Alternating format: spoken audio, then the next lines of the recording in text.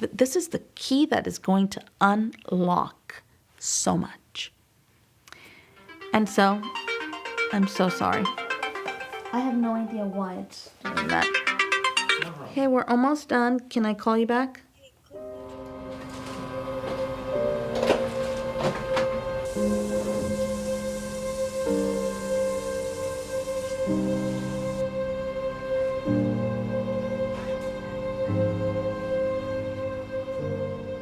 Before I had this complete change in paradigm in my mind, the most important thing was to win affection, to gain acceptance, to find meaning, and to have an appearance also that was very nice and good for other people, right?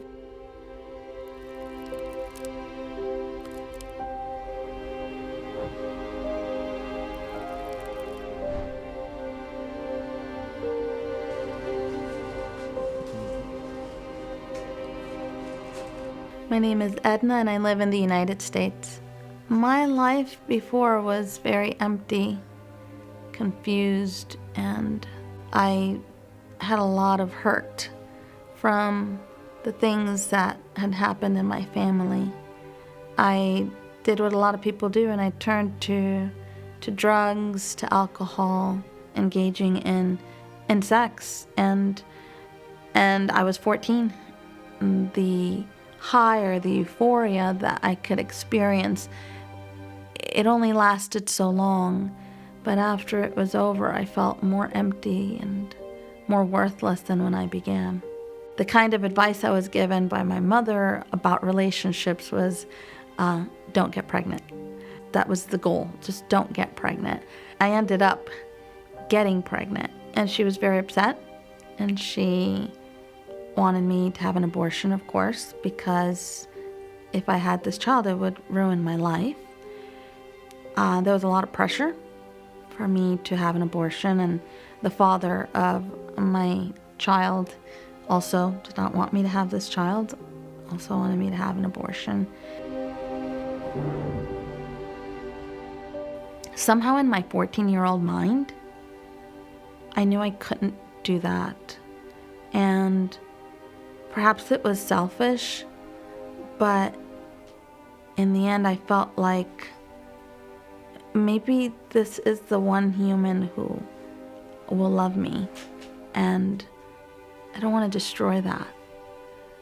So I ended up choosing against my mother's wishes and against the wishes of the father of my child. I made the decision to continue my pregnancy when I was 14. And there was a lot of resentment from my mother and the father of my child. My mother's response to this was, well, you can't live here anymore. And I was 14, so it's not like she could legally just toss me away. So she found a legal way to do it, which maybe that's not legal in most states today, but she found a state where she could take me to get me married off. And the father of my child at the time, he didn't want to do this, but my mom held over his head the fact that he was technically an adult and I wasn't, and if she wanted to, she could have charges pressed against him. So she gave him a choice: go to jail or get married, and he chose the latter, but very much against his will and with much resentment.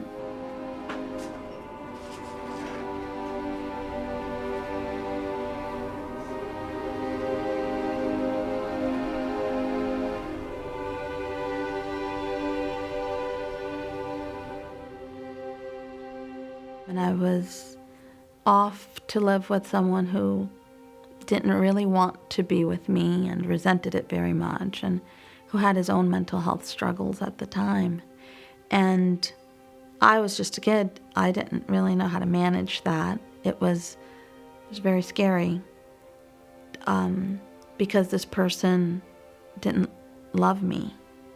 And they were very vocal about how they were only with me because they had been pressured to be with me. But I was going to have a child with this person. And everyone was telling me how terrible of a parent I would be anyways, because I was just 14 years old and parenting is so hard. And if adults have trouble doing it, how was I going to do this as a kid?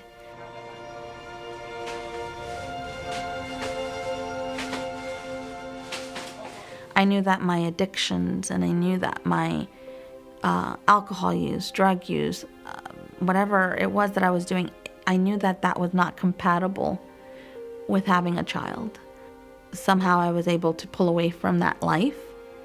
And I think it may have been because those were the things I was looking for value in, or some sort of fulfillment.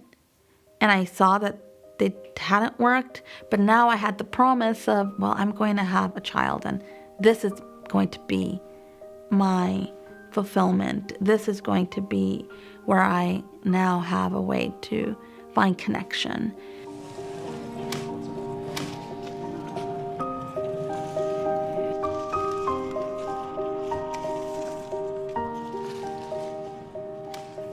When my son was born,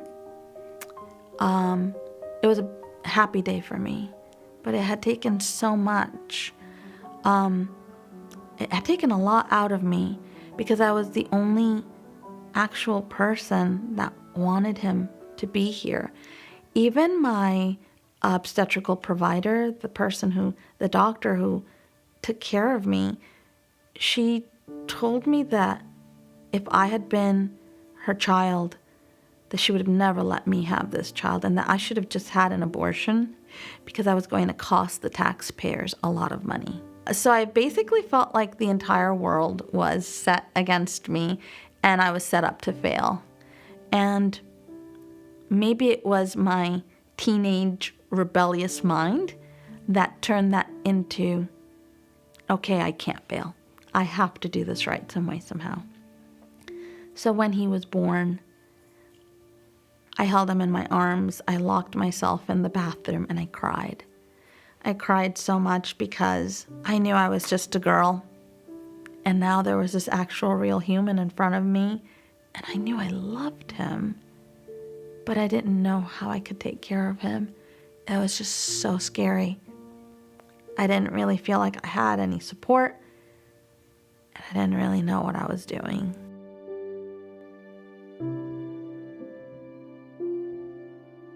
Throughout the years of my marriage, I had to drop out of high school because I couldn't go to high school and take care of my son. That made my family, even more disappointed in me. And I was disappointed in myself because now I was a high school dropout, a teenage mother, and I was married to someone that hated me. I pushed through and I continued through 15 years of a terribly abusive marriage. In this span of time, I had 2 more children.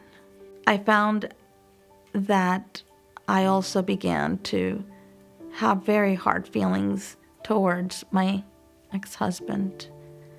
I saw how much he hated being with me. What I perceived, I took it very personally. We unconsciously and unwillingly process the information the wrong way. And in order to change that, we must see that it's wrong.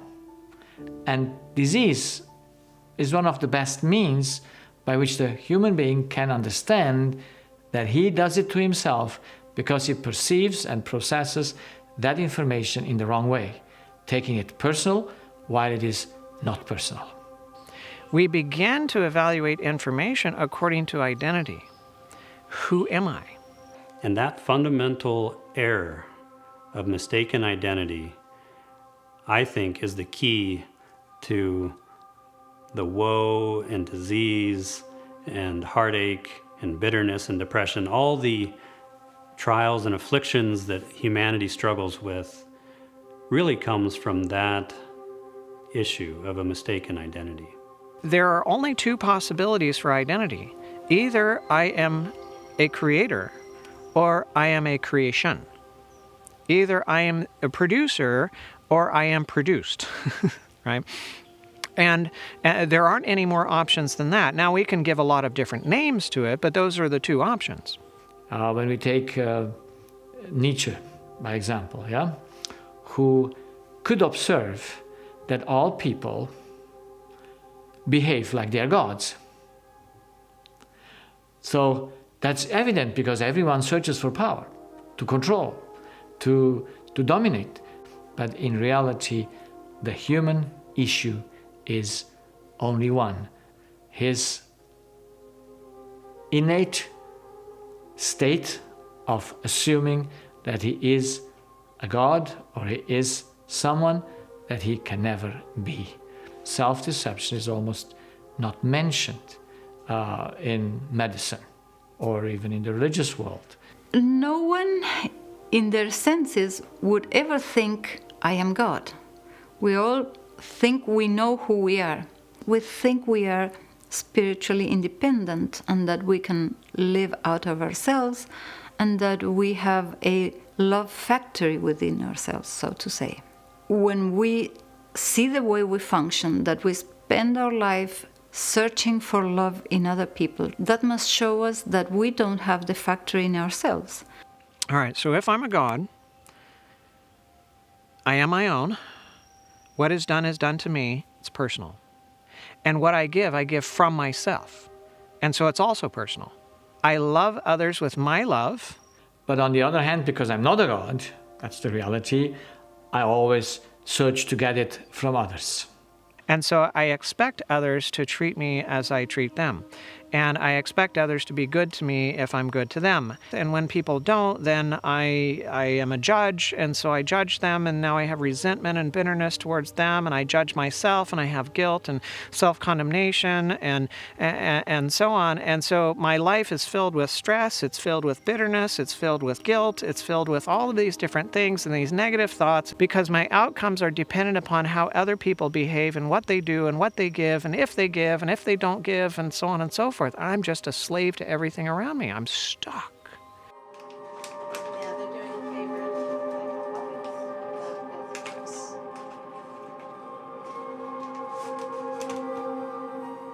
My ex-husband suffered from, his own mental health struggles and his own issues and hurts. I could not connect with him. I could not really help him. My way of trying to help him was trying to control him. Rage. Fear. And in my own ways, trying to manipulate the situation so that we could be as okay as we could be, as safe as we could be. So there was a lot of dancing on my end, a lot of walking on eggshells, because the violence extended even beyond me. There was a lot of physical abuse that came on my body. There were days where the violence was rough and ended up with, maybe a broken nose. Definitely a lot of verbal outrage. I tried to step in between him and the children sometimes too. He was sad and he didn't want to be this way. He struggled. I couldn't tell what he was going through because my pain was that real. There was no way I could bridge the gap between his brokenness and my brokenness. There was nothing, I had nothing to give. By the time that we were able to go through a very nasty, terrible, difficult divorce that ended up with restraining orders and basically no contact between my ex-husband, myself, and the children, I was left feeling absolutely broken. And again, like a failure. And I was so hungry for someone that could love me and appreciate me.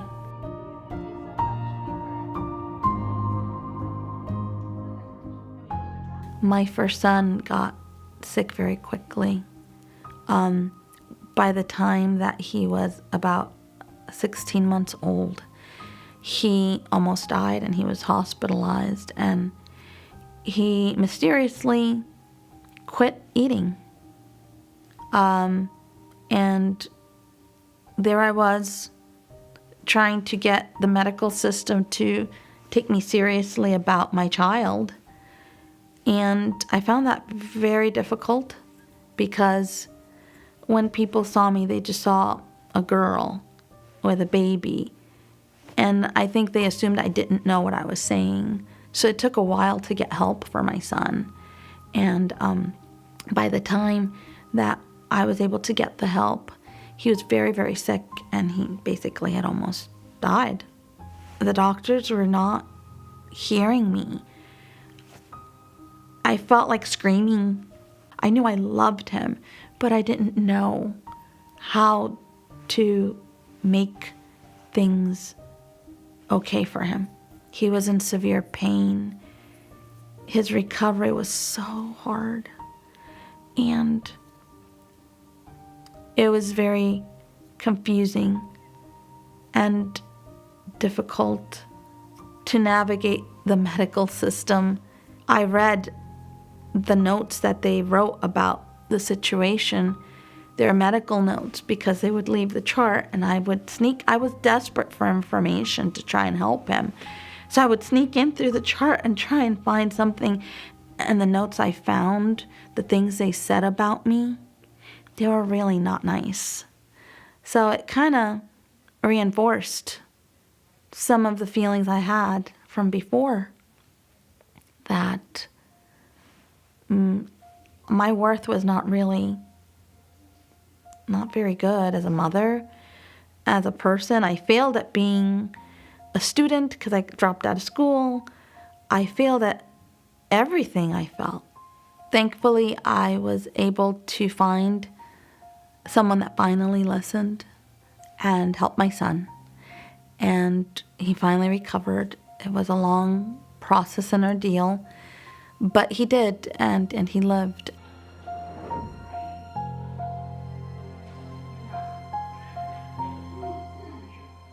Children follow the same principle in their development as everything else. Children have to have a source where they can get their needs met. And again, a need is something you need to live, but it's something that's outside of yourself that needs to be brought in. And so as children are developing in the mother, their source is the mother, physically and spiritually. The mother becomes the source, is the source for the child. And that continues after delivery, and it continues in early childhood. And as the child develops, the mother is the primary source for spiritual and physical needs. Most of the times the case, when the child gets sick, we have to see what is happening with the mother. The mother is not happy. The mother is not having her needs fulfilled, her spiritual needs fulfilled. And the child is perceiving mom is not happy. And because the happiness of the child is bound to the happiness of the mother, the child must protest against the unhappiness or the unfulfillment of the mother. The mother is the drinking fountain that the baby is drinking from. And if the drinking fountain is polluted, then what the baby gets is polluted, and then the baby is going to manifest that pollution in its own behavior and its physical diseases or illnesses or things of that nature. The mother isn't getting her needs met. The child who's trying to get its needs through the mother isn't getting its needs met.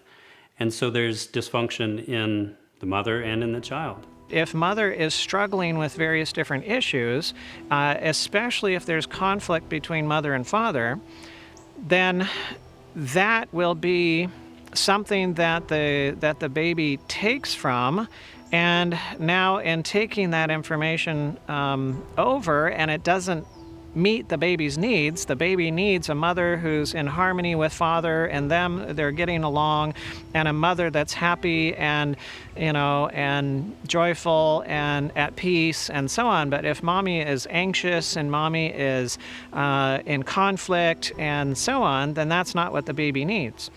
And it is not because the child loves mommy so much. The child is bound to mother for his own happiness. So he must protest because he cannot be happy when mother is not happy. So when the baby is sick like that, I talk to the mother. And we talk about what's going on in her life and what's going on in her mind and what's going on in her relationships and about her need to come to God and to take from God so that she can have a source that is peaceful, that is loving, that is not in conflict, and so on, so that she can have what she needs, and now that's what she can give to the child. There's never blame involved in that process. It's not the mother's fault, it's not the child's fault, it's just the sinful condition that we're in with this mistaken identity.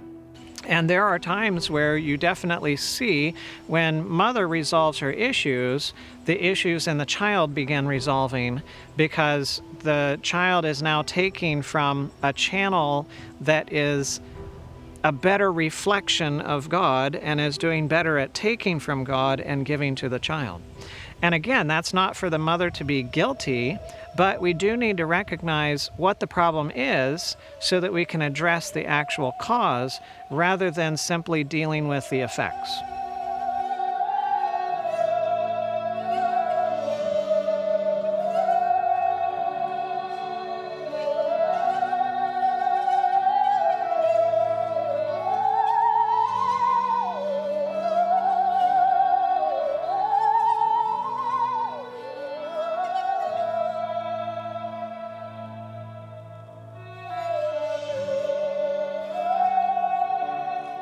My children struggled growing up with various degrees of their own pain because of this. Obviously, my first child, my first son, he had probably the worst physical effects to his own body because of everything going on, the stress between his father and I. And as my children grew, they struggled with addictions at points. Not all of them, but some of them struggled with addictions. They struggled with their own mental health challenges that could only be expected after living in what was kind of like a nightmare. I had one child who took on another approach. This child took on the approach of, I need to be perfect. Everything needs to be perfect. I can't do anything bad. And becoming a perfectionist. That's how they dealt with it. They lived in a chaotic household in a chaotic world. And their way of dealing with it was, well, I see what the other siblings are doing. That's not good. I'm going to be the good sibling. I'm going to be the one that does everything right and perfect. And it caused this child a lot of anxiety that they still struggle with, and they know. They're trying to rebuild. Looking back at the whys, why it was that I got into the mess that I did in the first place. I think now I see it. I didn't when it was happening. I can go back and see that the brokenness didn't start with me. And I only know very closely my own story. But my mom and dad, they grew up in very religious households, very strict households, but maybe not very loving households.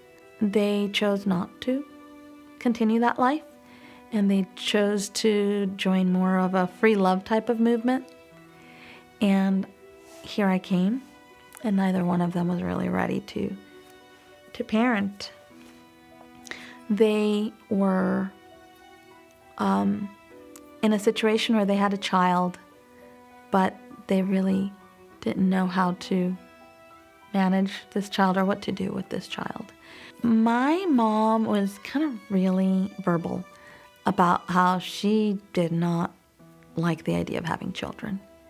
It was just not something she saw as what women should do. And if they did, it was more of a burden, something that tied them down.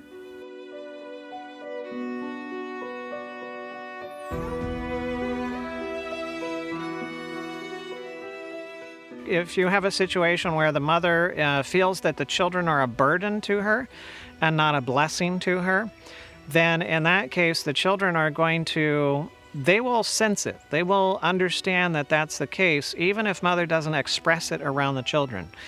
You'll see it in her body language. There's still a communication, a connecting communication spiritually between mother and the children. And even if it's things that she expresses alone with her husband in the room, that is going to have an effect on the children as well. Again, I think that's a case of where is the mother, how is the mother identifying herself? Is she identifying herself as a channel, taking from God and giving to the child? Or is she identifying herself as being God, believing that I'm the one who has to give to this child from myself, and I can't do it? And I become overwhelmed, and I want to give up, and the child feels like a burden in that situation. But if you can understand that as the mother or the father, that you're a channel, and if you're taking from a source that has love, that has wisdom, that has patience, then you can give that. You'll have it, and you can give it to your child, and you don't have that burden, that sense of burden of, I can't give my child what I need, and I feel overwhelmed. What does that look like? Well, it looks like children that have either behavioral manifestations where they're misbehaving, they are not obedient, they have hard time with attention and so on, hyperactive, and then also it can manifest in disease as well, especially in the child that tends to be quiet and doesn't outwardly manifest their distress. Then that inward manifestation oftentimes will turn into ear infections, sore throats, other types of illnesses, rashes, and things of that nature where the child will manifest that distress in a physical form.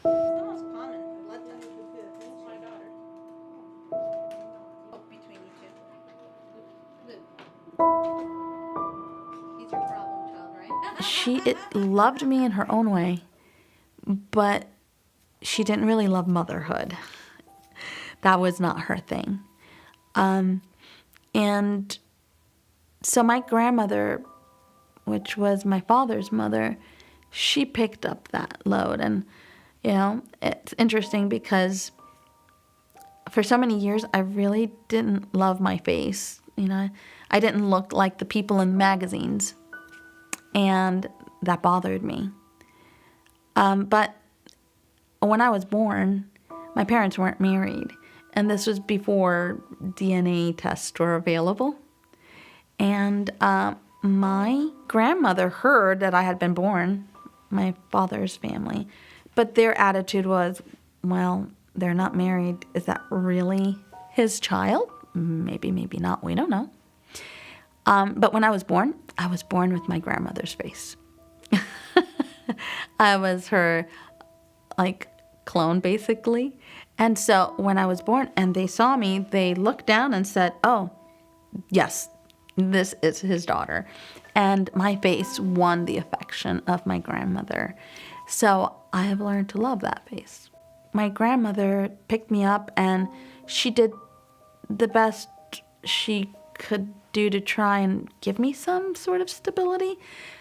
But my parents were still a source of instability because my mother was parallel and her life was stable but not inviting to me. I was not really invited into her world. She was never abusive towards me, but she just didn't have a spot in her life for me.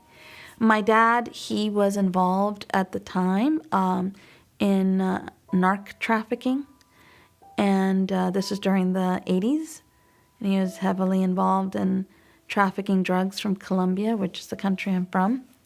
So his life was it was chaos beyond chaos.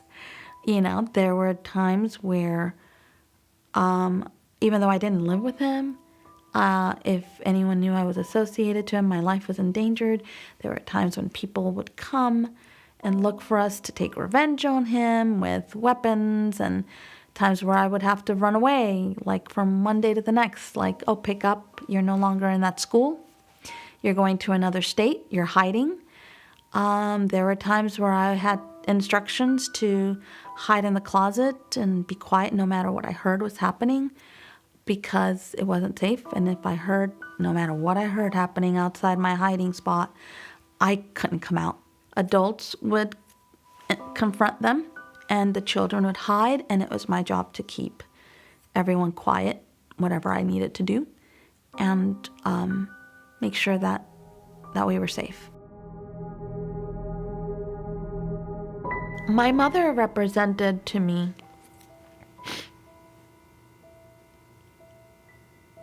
two things: who I thought she should be and who she really was. I wanted her to be perfect. I wanted her to be good. I wanted her to give me those things I needed: the affection, the safety, the connection, the acceptance, the place. I wanted her to be my place. I wanted her to be the one that could give me a sense of belonging.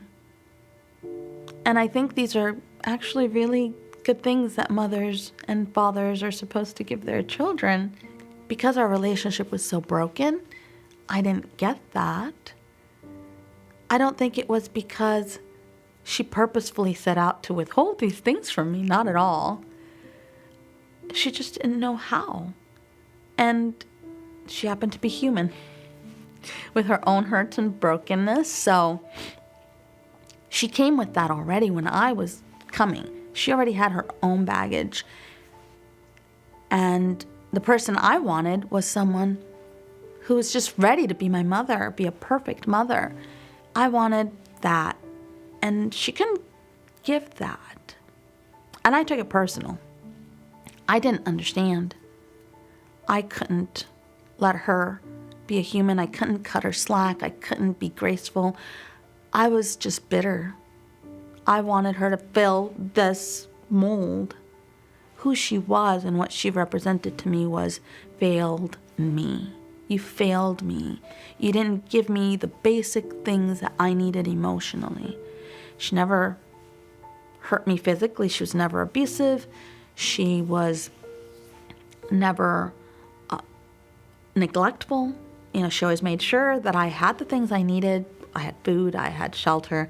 She financially supported me, but emotionally, I didn't get what I needed from her. So why is it that we think that we have lost things personally? The reason for that is because we believe that the things belong to us. We believe that we're the owner. And so what is it that we believe that we're the owner of? Well, we believe that we're the owner of our mind. We believe that we're the owner of our body. We believe that we're owner of the food that we eat. We believe that we're owner of the relationships and possessions and powers and capabilities and qualities and capacities and so on. And, you know, so it's my wife, it's my house, it's my car, it's my dog, it's my arm, it's my whatever. And so we see everything from the context of it's mine. If everything in nature functions from the standpoint of taking to give, Everything functions as a channel, like a hose, taking water in one end, giving water at the other end, or an electric, wire, taking in the electricity on one side, giving electricity on the other side, or whatever analogy that you want to use. Clearly, the wire is not passing along something that belonged to it. Clearly, the hose is not passing along something that belonged to it. And clearly, anything and everything in nature is not passing along anything that belonged to it. It only passes along that which it has received, which came from somewhere else. And it passes along to somewhere else. And so, yes, I get the power, I get the resources, I get the benefits and the blessing of it while I'm in the process of taking and giving, and I get to live by that, I get to grow by that, I get to, it's a tremendous blessing to be in that process. But none of it is mine. So this idea that anything is mine is a false concept of the mind. It's a delusion of the mind that I possess anything. When I think that I do possess these things, who do I think I am?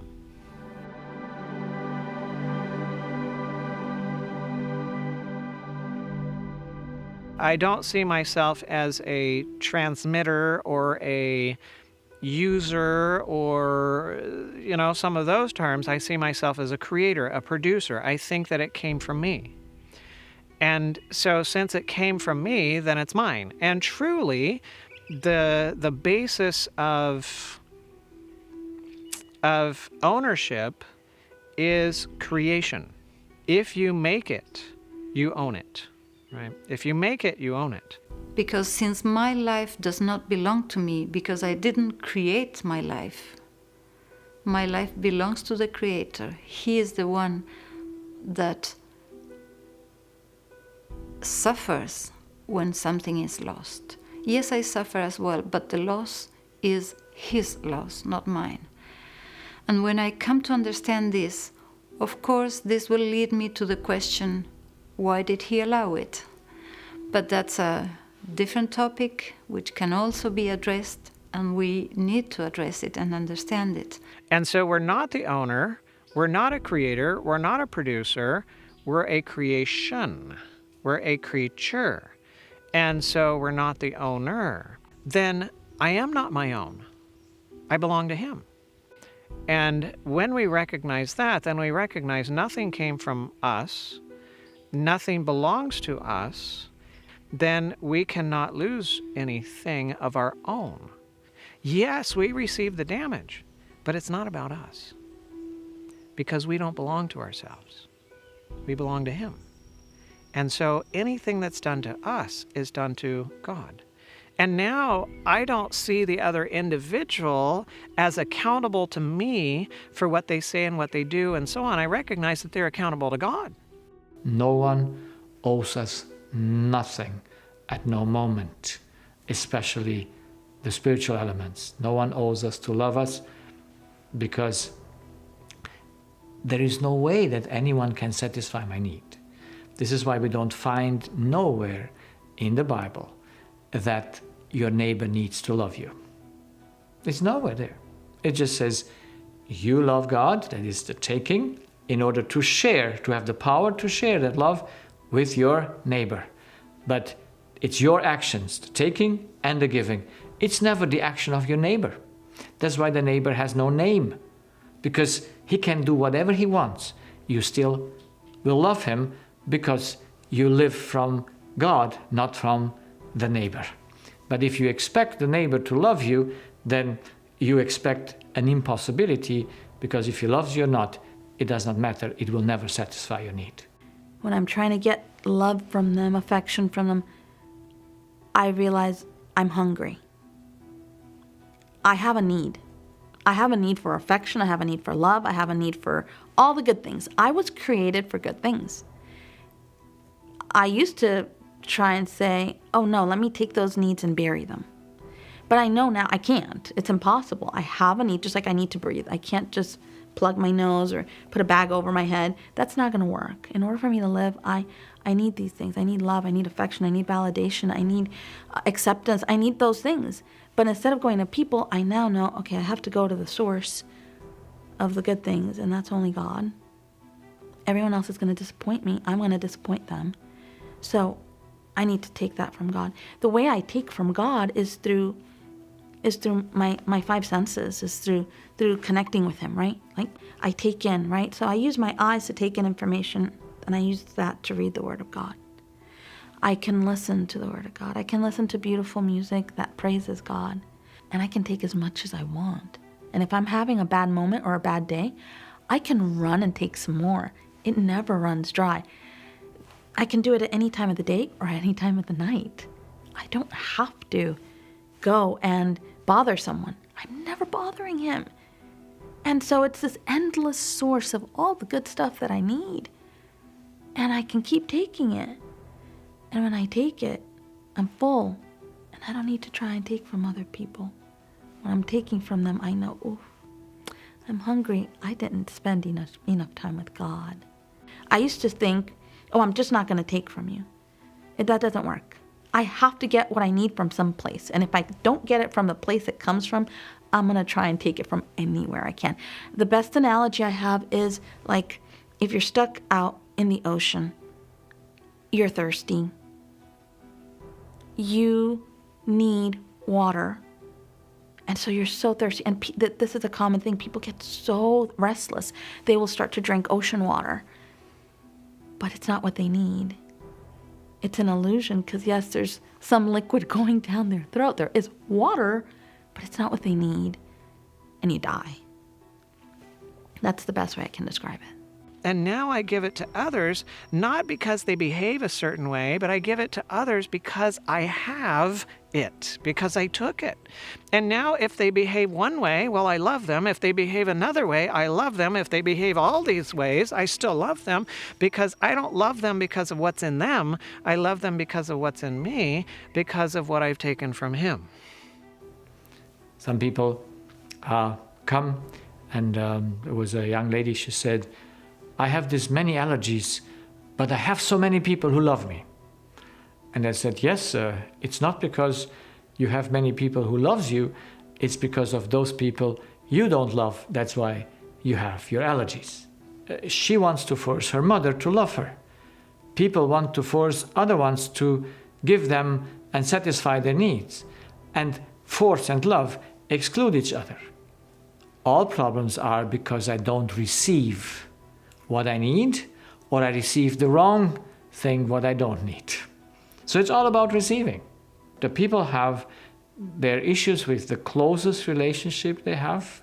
They're the parents, mother is first, then their siblings, then comes the marriage partner, the children, and even the pets.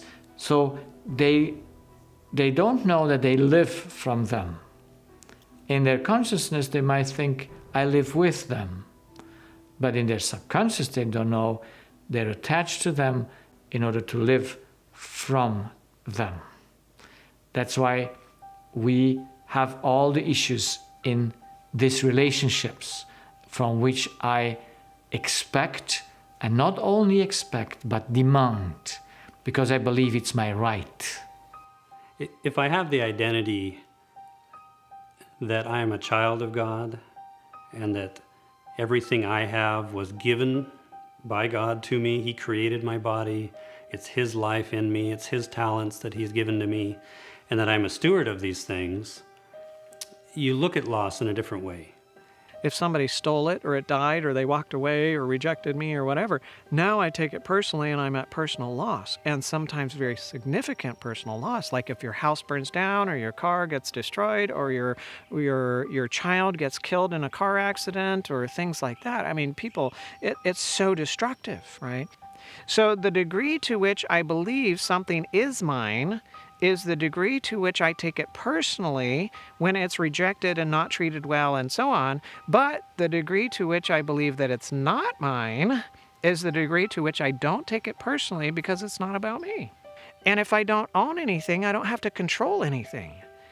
He's the one that's in control. And so I don't have to control time and space and circumstances and situations and so on and so forth in order to fix this and that and the other thing. He's the one that controls all of that.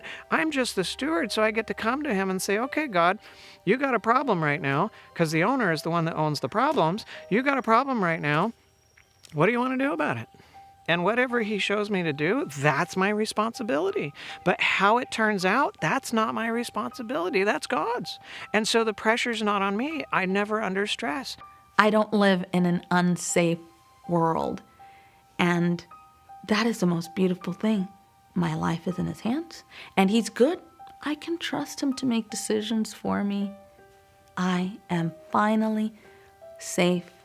I'm finally loved. I'm finally accepted. I finally have a place to call home.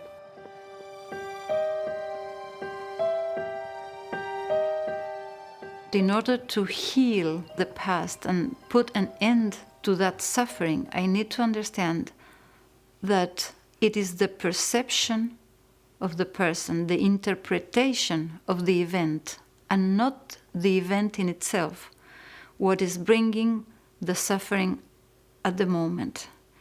And that interpretation is what needs to be changed.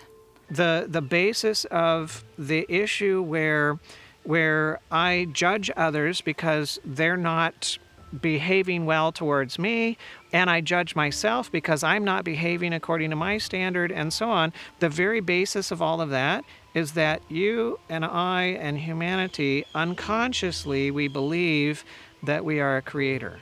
We believe that we are a God, and that we're the source of all of these different things. And all of those problems come as an automatic result of that underlying identity problem where I believe that I'm a God.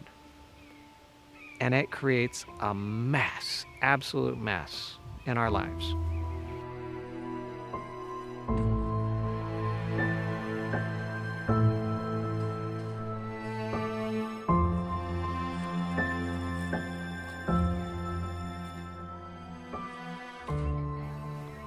My identity has nothing to do with those things. I accept the faults that I have, the mistakes I've made. I know I've hurt people, and I know that that doesn't define me. God defines me, and he says that I'm beloved. So my identity now, or the way I see my life now, myself now, the things I want, my focus and what's important to me is, am I connecting with God? And am I letting him live through me? Am I trying to live my life my way? Am I still wearing my filthy rags? My only concern, my only important thing is, am I taking on the righteousness of Christ?